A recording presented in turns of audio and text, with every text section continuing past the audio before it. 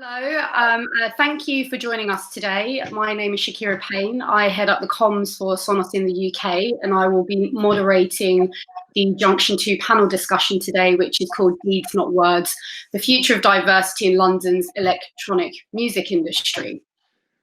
So what does the future of diversity look like? Diversity should mean more perspectives, more debates, better decision makings that actually lead to better business practices, more innovation, and improved risk taking. In the last month, we've seen the world raise their voices and mobilise against the injustices and inequalities experienced by Black and ethnic communities. We've also seen corporations and industries respond with varying degrees of support. And we've seen opinions shared on whether campaigns such as Blackouts Tuesday or Let the Music Play were effective or performative. As the music industry reflects on the status quo, we can debate the dividing nuances, but for today's conversation, I'd really like us to talk about the active steps companies and individuals can take to move things forward. First, it's really about accepting the responsibility of creating a truly diverse and thriving environment, implementing better solutions and better practices in the short and long term. Positive behaviours at leadership levels allow us to unlock the differences we identify and implement beneficial changes. However, if you do exist in a homogenised command and control culture, it might be too risky for you to, or for others to speak up. So what can we do to change the environments that perpetuate insidious, systemic discrimination and unconscious biases?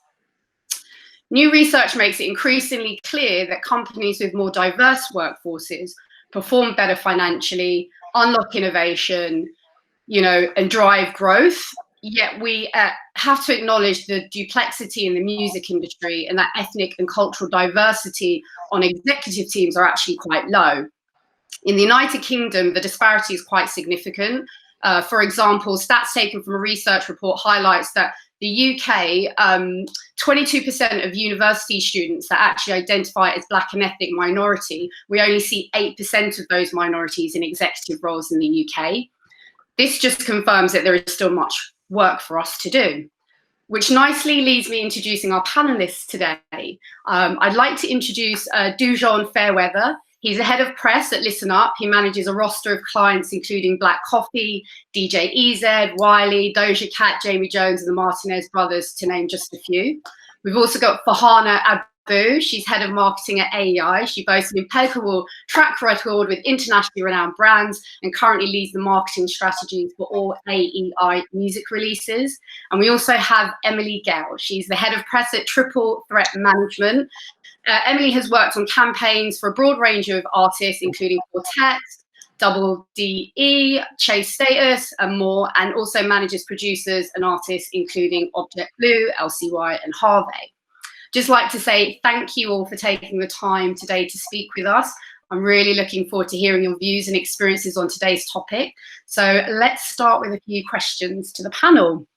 So this is a bit of an open question to all of you, and take your time to answer, but how important is diversity and inclusion to you, and what values does it bring?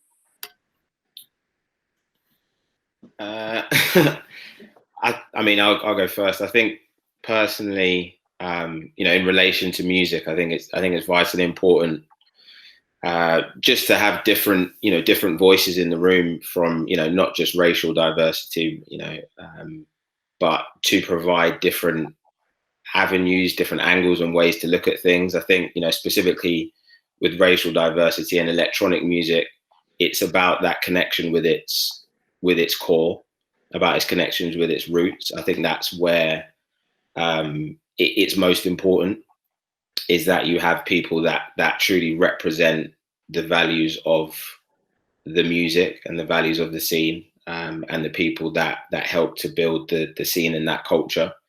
I think without that, there's things that can be missed and things that have led us to, probably the situation that we're in now. Yeah, I would agree. Yeah. Sorry. Yeah. From a personal point of view as well, having equal representation for everyone is important. And definitely in dance music, a lot of what we do is the roots are Black music, and not having that represented within the organizations and things like that does lead to things being missed. And putting my hand up, like at our company, things have happened, and having those different viewpoints and spotting things that might not be quite right or might come across as not right would have been avoided. So I think having all those different viewpoints is very important. Yeah, I mean, for me and for my business as well, like it's incredibly important, not just with the artists that we work with, but how we're looking to grow and expand our business as well. For the things that you brought up in your kind of introduction to the background of this whole chat, like the numbers are showing like diversity does like help increase like profit in a business as well. Like there's no reason why that you should just have one homogenous group of people looking after a business in any industry, and music is no different, especially as so much of this industry does profit off of Black music and other marginalized communities as well. So yeah, it's extremely valuable. This is another question that's probably more directed to Farhana and Dujon, and it's really looking at basically as ethnic minority professionals in leadership roles yourselves, like what barriers have you seen in your career and within the music industry where you see limitations with executives that have the power to kind of make change, but having the ability to recognize the broad range of diversity that actually exists? Have you seen any barriers that may have limited their understanding of actually really broadening their views on kind of like having diversity within the company? I mean, I don't know that I can pinpoint specifically, a moment or specific executives in my pathway. I think something that's come up over time has been stuff like unpaid internships and the effect that has on who can therefore afford to sort of get their foot in the door, who can afford to effectively work for free or for travel and food money. And therefore you start to see people from more affluent backgrounds, who obviously are generally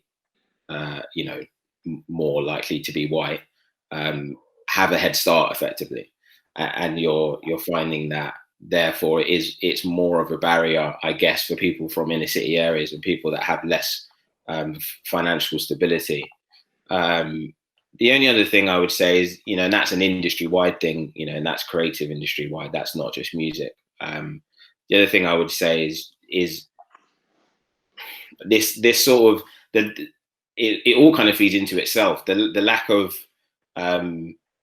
representation at executive level means that there's a lack of understanding about Black people generally, and there's a thing about potentially having to tiptoe and not be 100% yourself, so that you fit into the mold of what a worker should be in a professional environment.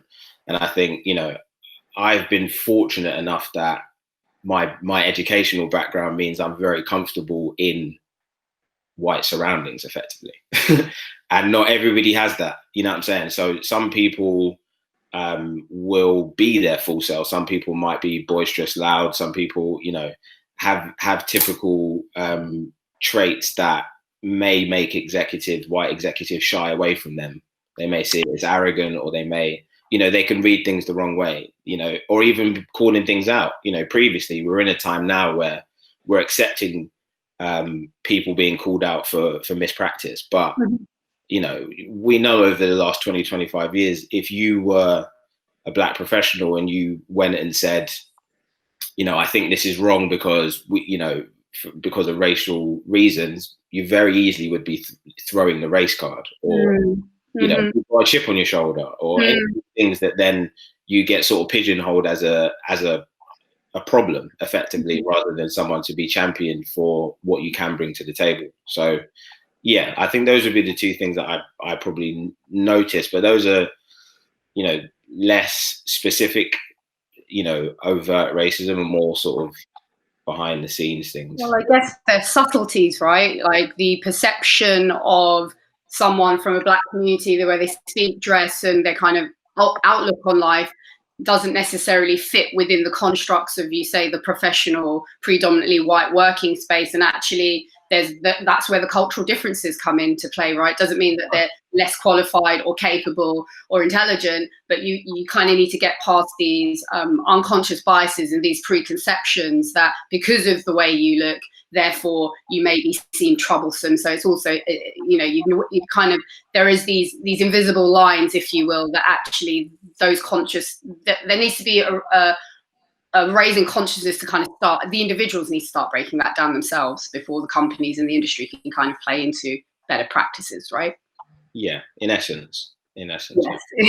Yeah, I mean, it's complex, right? Yeah, no, it is. And I think, you know, it comes from the top down, and obviously it's something that everybody needs to be aware of, and everybody needs to buy into, like over a extended period of time for it to actually make a difference. Obviously, we're having these conversations now, but we have to actually see it be implemented. We actually have to see people trust, you know, their Black members of staff with more responsibility. We have to see, you know, it's going to be something that needs to be implemented across all companies with all people and be taken seriously for it to actually have a long-term effect.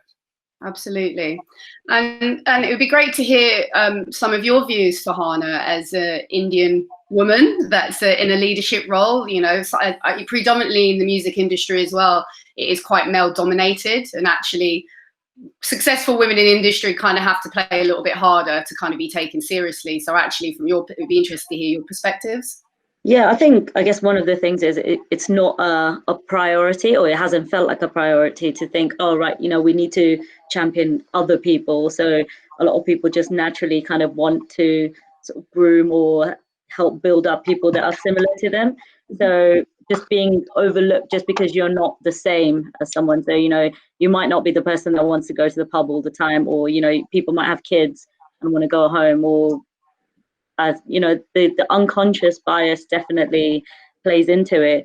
I mean, I personally have never thought about it, and it hasn't really affected me. But I think looking back now, also having mentors or similar things, like someone who helps you, shows you the way, or so if there isn't enough people up there in leadership roles, they're not going to champion people where it doesn't feel like they have people of color or women or whatever it is. So you kind of have to always be fighting that little extra bit harder. So I think having diversity as a priority at the leadership level, I think that would be something that would be a lot more helpful and useful. And you mentioned like mentorship, which I think is incredibly important in the workspace, but did any of you guys have like anyone that you look to as a mentor or as an ally within the industry that either you identified with on a racial or cultural level, or someone that was actually white? You know, did you have allies that actually helped you in your career? Yeah, I did. It was more people that I knew. I mean, not necessarily helped me, people that advised me, people that introduced me to people. You know, that sort of, as we know, half of this industry is kind of who you know, not necessarily who you know. So I think those people were massively important in, you know, connecting me with the right people and telling me about the right opportunities, which I think is, you know, is massively important. Even my knowledge of the fact that PR was a viable job role in music down to somebody else telling me about it. It wasn't like I wasn't walking around going, I want to work in PR 5 years ago. I didn't even really, do you know what I mean? I knew I wanted to work in music, and I was asking friends of mine that I trusted and knew and said, you know, do you know of anything going? And they were like, oh, I think you'd actually be quite good at this. So, you know, it's about having that network, and it's about us helping people from those backgrounds gain that network, and gain a proper understanding of the jobs available to them outside of, you know, the obvious, you know, being the artist themselves. Absolutely, I would 100% agree with that. So, I mean, would you say there are music industry standards of diversity that are already in place that we can build on, or are we starting from the ground up? Can you tell us whether your company is having internal conversations about the lack of diversity, or do you already have systems in place that mitigates falling into these systemic patterns? I think at the moment, it seems like there's been a very checkbox kind of way of monitoring diversity and inclusion. So I think we kind of need to build on from that. So it's a bit more active, actually a lot more active in making sure that people, there is a lot more diversity and inclusion. We're going out there and really helping people make it a bit more of a level playing field. What was the second part to that question?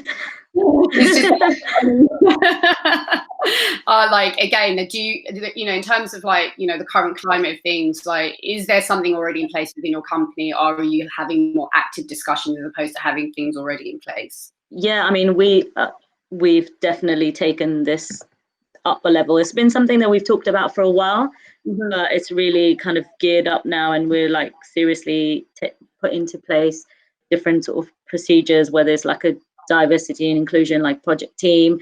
So we're looking at how we can educate the team on all the different issues surrounding it, looking at training, doing the unconscious bias test, and also with recruitment, like really expanding out on how we can just by putting a job out and not getting enough applications from people of like a diverse background doesn't mean it's good enough. So really looking out there to see who we can partner with, not just relying on the same old people coming through. And then also on the music side, how we can expand the artists that we're supporting and how we go about doing that. So it's kind of like a long-term plan, but one where we don't just forget about it. It's like now part of the company's goals to make sure that we are actively and proactively doing this. So is the recent kind of what's been happening in the news in the world been more of a catalyst to kind of seriously look at this, or have there been discussions in the past that may have been met with resistance, or it's just been like you say, ticking a box as like, yeah, we're playing our part, but actually there's an impetus now to be, like you say, much more action to bias, actually implementing something more meaningful? Like, it was something that we've been talking about, and initially I guess the first step was when I joined the company, there was like, I think there was about 12, 15 people on the team, and I was one of like maybe 2 or 3 women. So we've kind of improved on that. However, in terms of racial diversity and, social class and things like that, so many different levels, that there's a lot more to be done. And it was all part of the plan, but going a bit slower than it is now. Basically, this has definitely helped speed up the progress and really make it a top priority. Right. Emily? Yeah. I'd be happy to chime in here. So I think for us, like in terms, like we're very, not many people might not know about us, but we're a very small business. There's only 4 of us in the senior team, and then social media and touring support as well. So we're not on a massive scale yet. We're a couple years old. For us, like diversity had always been something that was in the backs of our minds, but as kind of like a young growing business, it's not something that we had that we admittedly we had at the forefront. Is something that we're going to be really active in what we're doing. So in terms of like events of recent months with Black Lives Matter being a catalyst, like that has been a catalyst for people like us who have always cared passionately about equality and supporting marginalized voices. And I mean, you can even look at our roster to see the diverse backs that we work with, but now really we want to kind of overcome that initial, well, what can we do to make a difference? And be like, well, it doesn't matter if there's only 4 or 5 of us in this company, of course we can make a difference. So for us internally, that started by us like looking at our business and saying, right, obviously, like we've kind of Farhana touched on about the artists we represent, like we're pretty proud to represent quite a diverse range of artists, from like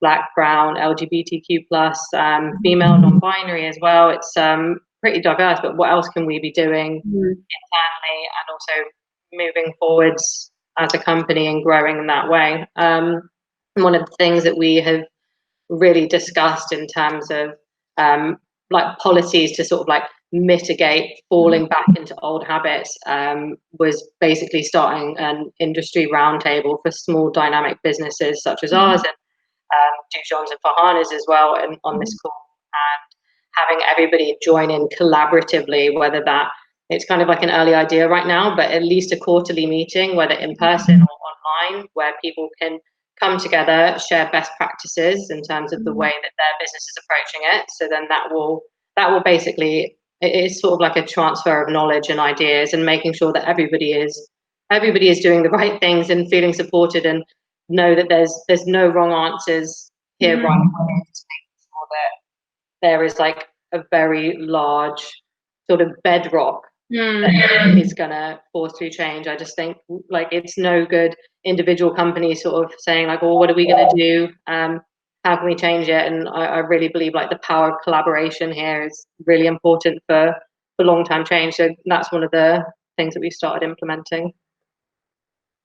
I mean, that sounds like a great first step to really coming together, because obviously you've got the music industry as a whole, but like you say, you've got the different variant kind of levels of companies. You've got the small startup independents that are probably a bit more forward thinking, more agile to kind of adapt to this new way of hiring practices, for example, looking how they work with artists. And I guess the beauty of being a smaller company is that actually you can set a new precedence, right? Whereas bigger companies are much more cumbersome. They're slower to move to change, right? So I think it's quite exciting to be part of a movement where actually you can be pioneering, implementing better practices, rather than looking to the big dogs, if you will, to kind of set the standards. Actually, you guys can create your own new story, right? Which is actually quite exciting. I think, you know, there needs to be more communities within industries that actually come together,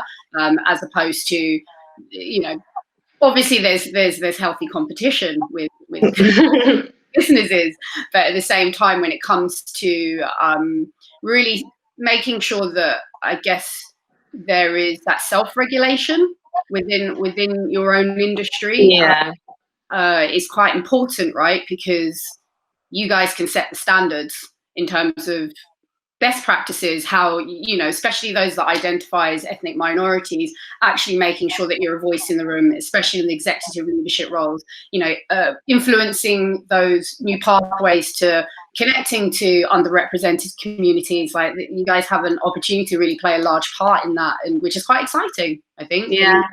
Talking, right?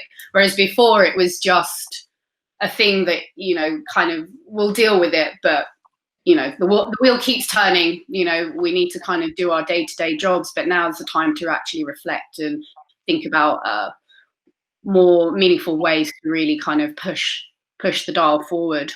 Totally. And I think what's really important about approaching it this way is like a level of accountability. It's all well and good everybody saying, I pledge to do this, I'm going to do that, we will do X, Y, Z. But I think by like sharing what you're doing internally with your peers, and like removing that level of competition and secrecy, there is some level of that in the industry. You're all just like working towards a common goal and making sure that, like, yeah, you are held accountable. You're putting up your hand and saying, I've done this wrong, and also showing that you're willing to learn. I think, I don't know if I've said this already, I feel like I've said it quite a few times in the past couple of weeks, like, it doesn't matter if you're late to the party, as long as you're here now and showing up and willing to learn and be told you might be wrong and do better. And I think that's what's really important, and making sure that there's no fear for other companies, small, medium or large, who haven't done anything like this before but want to, and know that it's never too late to start making those steps to make sure diversity and inclusion is a priority. Absolutely. So how is communication with the company when building a case or strategy for developing a formal diversity and inclusion program? Because I guess, you know, there's always been a little bit of trepidation to talk about race and diversity because people feel a little bit uncomfortable, not sure how to approach it. But I think it's really important to be having an open dialogue. And you know, how do you guys feel about that within your own personal views, but also within the structure and culture of your own companies? Oh yeah, you go. I feel like that. I mean, I think it's I'm in a unique position in the sense that I'm in the senior management team, and obviously I'm a person of color. So I think, you know, we have always had not a great representation, but never had none. And I've always sort of felt empowered. I've never felt like I couldn't say I was uncomfortable with something. So I think, you know, for us personally, I would say generally, it's about honesty. I think it's about honesty. It's about empowering the people within your business, you know, from any sort of marginalized group, to feel like they can come forward and speak their truth, and that you will, you know, take it on board, and that you will act accordingly. I think, you know, we currently have a weekly meeting since that Blackout Tuesday event, where we discuss what we're going to do moving forward. You know, anything that we think is of relevance, and that sort of company wide. Everybody's encouraged to take part. Obviously, some people won't make every meeting, and everybody has a voice. You know, and it's not something that's kind of like the owners are kind of controlling or running. It's being run by all of us, you know, regardless of whether you're an intern or what. If you have a relevant point to make, then it will be taken on board. So I think, you know, communication, and I think listening to those who have the experience, you know, as people of color. You know, like I say, we're in a unique position whereby the accountability is coming from within. I feel very comfortable, you know, calling things out if need be. You know what I'm saying? And there's other members of staff who are Black as well in our office in LA and in our office here who would feel equally as comfortable. So, you know, if anybody is doing anything that we don't feel is right, or, you know, in line with the values that we should represent, then we will say something, and we'll do what we can to change it. So I think that, you know, that's the best way possible. If there are no Black members of staff, then obviously it's about education. It's about reading. It's about about educating and reading, and maybe asking people for help, asking people for advice on, you know, how best to implement things, or how best to look at things. I think there's been a lot of stuff recently about you know, white people needing to educate themselves more and things like that. But obviously, as we know, in the music industry, by and large, white people are the gatekeepers. So they need to, but also, you know, they need to ask for help as to how to implement these things. Because I think if it's just left to them, it's like, well, research and, you know, posts and things like that. But what are they actually changing? And, you know, I'm happy for people to come to the party late, but what are you going to do to potentially make up for the years of you know, systemic indifference that you've created and the people that you've set back? Because, you know, if you've got a head start as a massive company, then how are you going to try and help uplift, you know, smaller companies or smaller DJs or whatever it is? So I think, yeah. So does that come into like the values of a company, right? So actually having, if you, even as a small company, right, like, would it help to absolutely have an open dialogue and transparency and being able to have, you know, some awkward and difficult conversations? But is it easier to implement actual simple, strong values that everyone kind of has to adhere to, in terms of like, we won't tolerate this, and this is what we kind of live by in terms of everything? And I can say that in my own company, we have like 5 values which we live by, and actually it permeates through everything, just how you communicate with your colleagues, how you look at a campaign, how we show up outside of the company, you know. So it's sometimes actually, because at first I was a bit like, oh, I'm not sure about this, but actually it's easy to kind of live by simple values, which doesn't feel like you're joining some kind of cult, but actually that follows out through just you being a good person, you know? Yeah, completely. But yeah, I think it's weird because smaller businesses could probably benefit from that, because it's not something that they necessarily think of. But then on the flip side, I would guarantee you almost every major label and huge corporation has those values in place and has done absolutely nothing about actually increasing representation or bridging that gap. So, you know, you can have slogans and you can have these kinds of things, you know, written into your contracts or, you know, as these buzzwords, but a lot of it's just corporate jargon.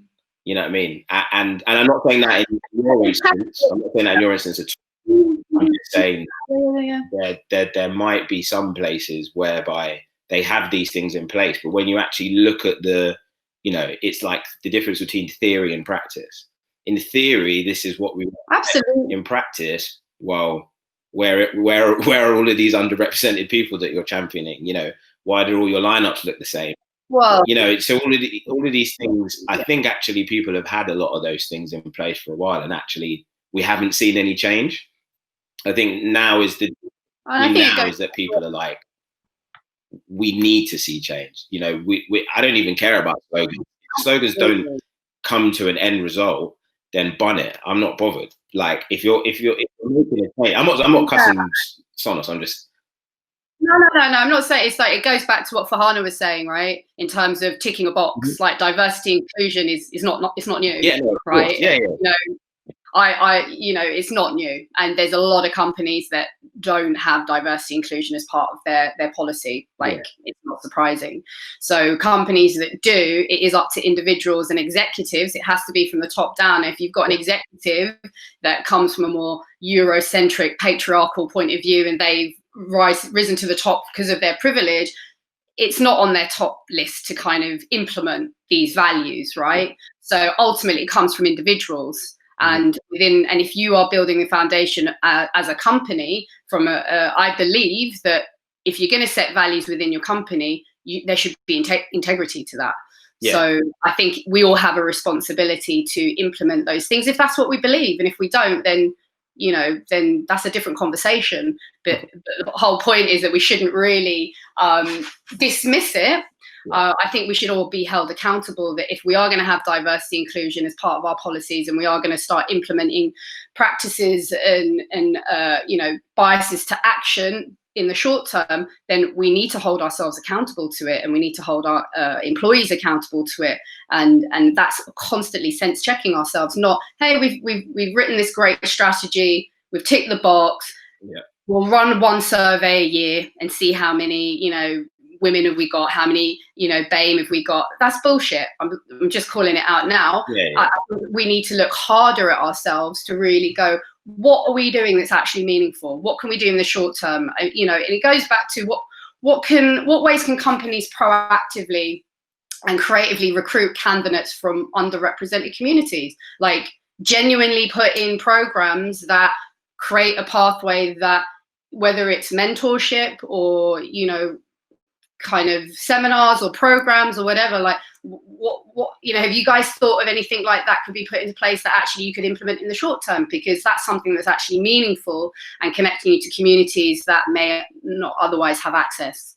Yeah, I mean, that's something we've been looking at for a while on all levels. For example, we've kind of partnered with different people, you know, Talyard Education, Wisdom, who runs that, and we've been working with him. They have so much talent coming through, whether they're ready to go in or whether they need work experience or whatever it may be. We kind of like try and work with a lot more people to kind of diversify where we're getting the talent pools coming from. We're based in Haggerston, and you know, you've got the Beauvoir estate, there's the crib that does youth work, and so connecting with people there and trying to work out what the best way is to get more people coming through. Like, you know, AEI as a business, you might know the brands that we kind of run and operate, but not know AEI as a business and why it doesn't appeal to more people. So it's kind of trying to find that. Also, when we put jobs out, before it was, you know, put it on Music Business Worldwide or Music Week or wherever, but that's not enough. So whether it's we're part of like women in music groups, or, you know, looking at other organizations or recruitment companies that are like actually actively bringing us candidates from different backgrounds, we basically said that we want to make sure at least we're getting a diverse range of candidates coming in, and then also looking at, you know, potentially, well, not potentially, we will be removing like name, gender, date of birth, all of those kinds of things, to then just assess the candidates based on what their qualifications or experience is. So we are like actively trying. So we, you know, recruiting for a senior developer, and you know, you never get any women coming through. So we're like, there must be women or even people of color out there that want to do these roles. So we won't like start recruiting until we've got a different, not start recruiting, we won't recruit until we've got enough variety in the applications. Yeah,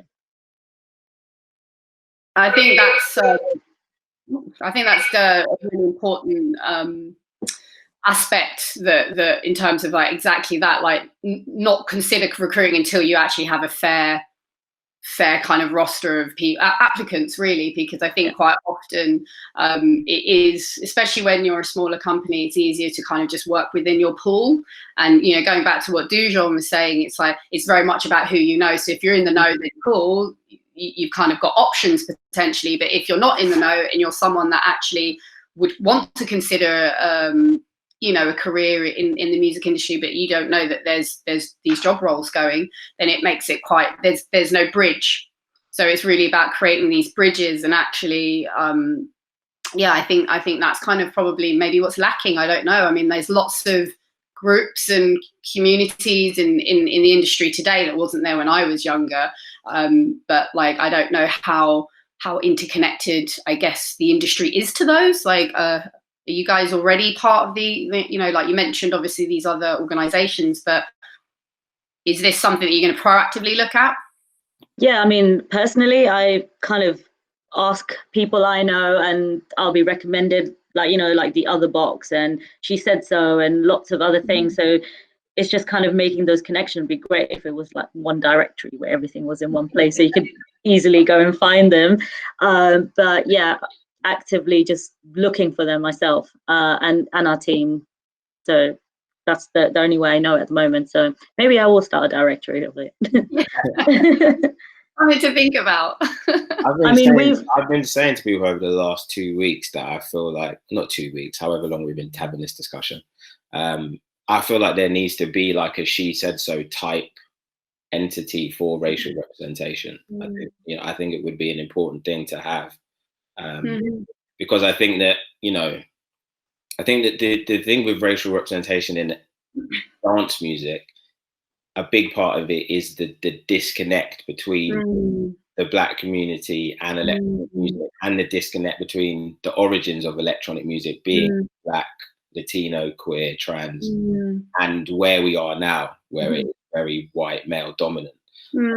Specifically speaking from the position of a young Black man growing up, I had no affinity with dance music. There was nothing in my ends that made me feel like that was a music that I should connect with, that I had any sort of, you know, connection to. So I think there's been this systemic, whether purposeful or not, a systemic erasure of Blackness, of its Black roots in electronic music, you know, over the last 20, 25 years, or however long. I'm quoting random numbers, but you know what I mean? Yeah. And I think that means that when you have kids growing up, they're not thinking about that music as a viable option. They're not even, you know, I thought dance music was Kevin and Perry Go Large. You know what I'm saying? Like I honestly did. Like it wasn't until I went to uni that it opened my eyes up to it. And even then I had to do the digging, because it opened my eyes up to was Mr. C, you know, Richie Hawtin, Sven, but it wasn't, I didn't see Black faces in dance music until I started doing the digging.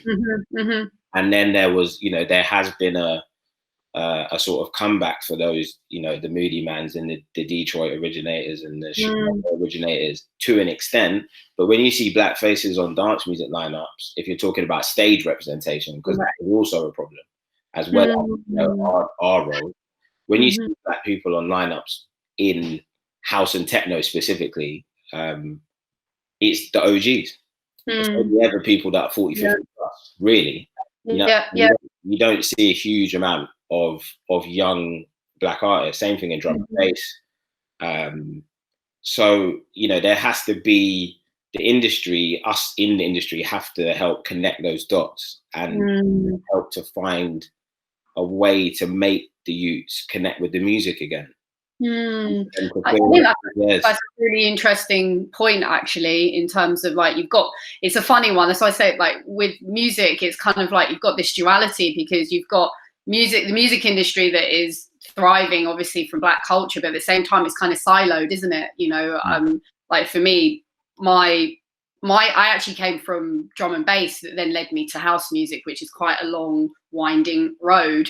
But it is interesting, I think, that in terms of the celebration of actual Black artists within these kind of subcultures, if you will, on dance music, definitely, you know, they're there, but like you say, in terms of them being connected to the Black communities or young people within the underrepresented, there's this cultural divide where that's not for me, or that's white people's music, and actually there's a lack of understanding that it's actually quite multinational, really, in terms of like how they've influenced music and they're successful. But I guess it's, again, bringing those bridges together, and like you say, creating a space where actually they're celebrating and then educating them and bringing them in a space where they're aware of it, which probably quite often, if you are locked into one genre of music, quite often when you're young, you're not necessarily open to exploring other music, because it means moving into a completely different culture of that, like, you know, going to Ibiza or,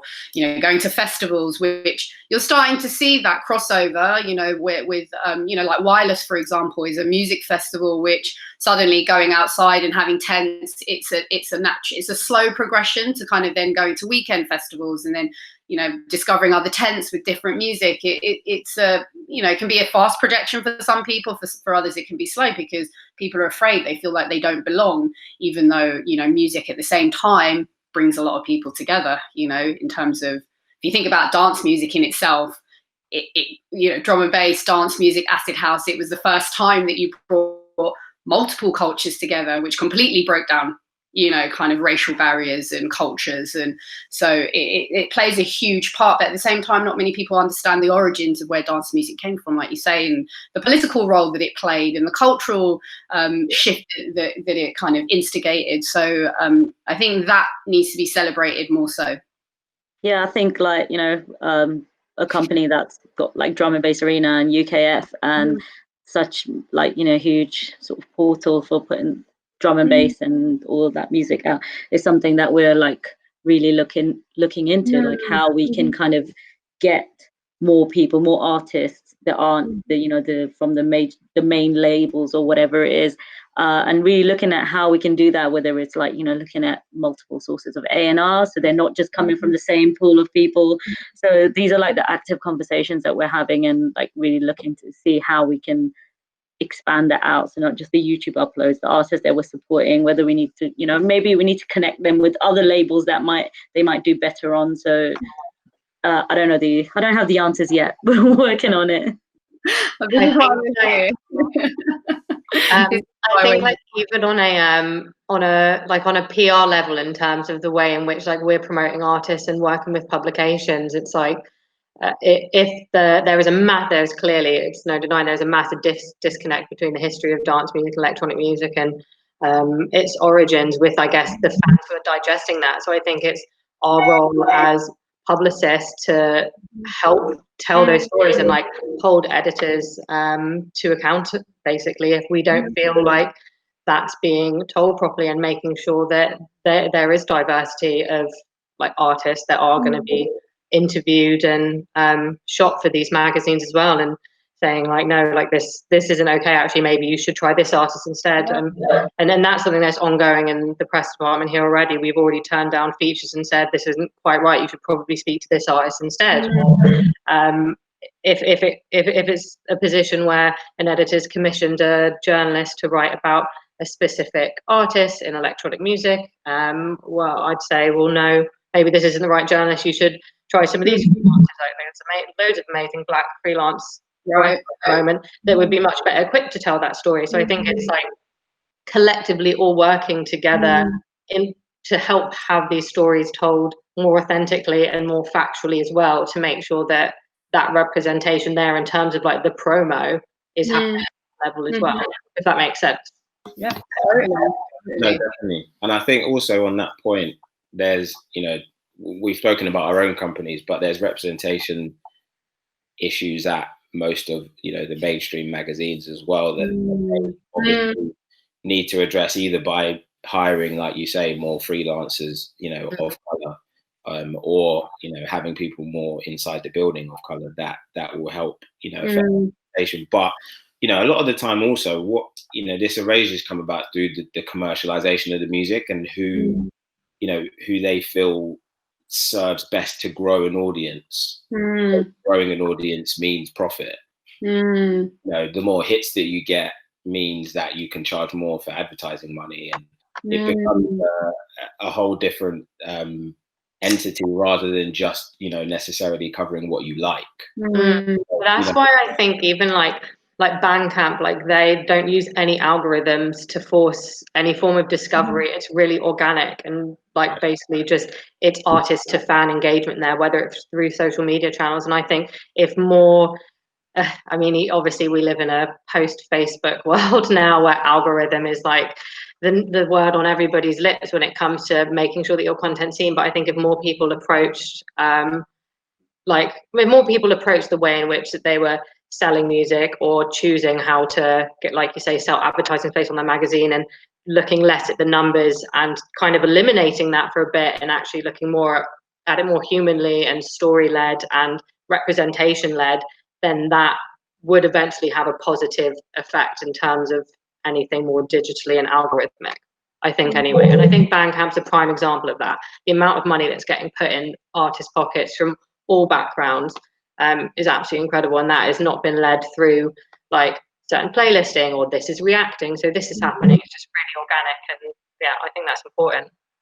I think Bandcamp are doing incredibly well in terms of like really shifting the dial and actually putting their money where their mouth is, literally, in supporting independent artists. I think it's amazing what they're doing. I'm just like, wow, this is really exciting, to be honest, because they're just like, this is what we're doing, this is what we're getting, holding themselves accountable to their own values, which I think is more of that's actually needed.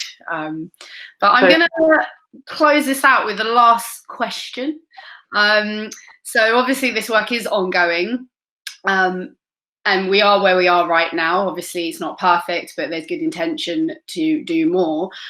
How can, you know, what are your thoughts on how the majority, and if you think about our white allies, how can they support the minority in a more meaningful way moving forward? And you don't have to have the answers, it's just I mean, listening and sort of championing people, you know, of people of color in positions of power effectively, so that the decision-making process is more collaborative and is more representative of you know, the world that we live in, and of the scene that we love, really. You know, just, you know, the more people of color that inhabit those positions and that have a say in those positions, the better the industry will be for it, because you know, you'll start to see a difference in the way that campaigns are read, a difference in the difference in creativity. You know, there's all kinds of things that I think there's always been a status quo, I guess, and you know, if this didn't happen in this period of time, it never would have happened, because we've all been forced to stop and actually look at ourselves. So we've had no choice but to, you know, okay, well, actually, are we doing things right? You know, when you're just relentlessly pursuing profit and money, which is what businesses do as standard, you know, you don't really think about the who's, the what's, the whys. It's just like, you know, let's get it done. Yeah.